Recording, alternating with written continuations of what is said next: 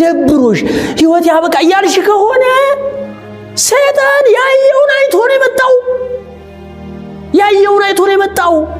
የሆነ ትሬንድ አይቷል ትሬንድ ነው የሚያነበው አካሄድ ያነብና ሰይጣን ወደፊቱን አያውቅም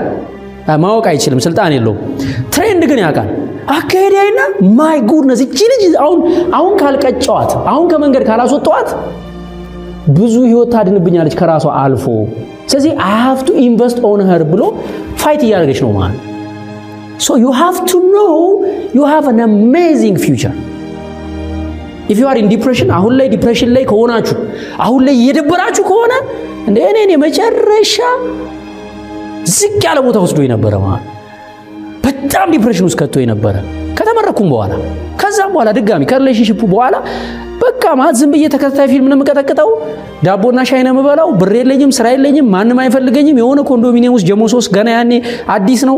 ተጥያለሁ በቃ ብላችሁ አስቡት እኔም ማስበው በዛ ሰዓት ሶ በቃ ማለት ይሄው ነው አልኩት እግዚአብሔር ለዚሁ ነው የፈጠርከኝ በቃ ይሄው ነው ላይፍ እነሳለሁ እተኛ ይሄው ነው አልኩኝ ሰይጣን የዛሬውን እሸቱ ለካ ገምቷል እኔ ነኝ ያልገመትኩት ከሰይጣን አንሺ አይገርም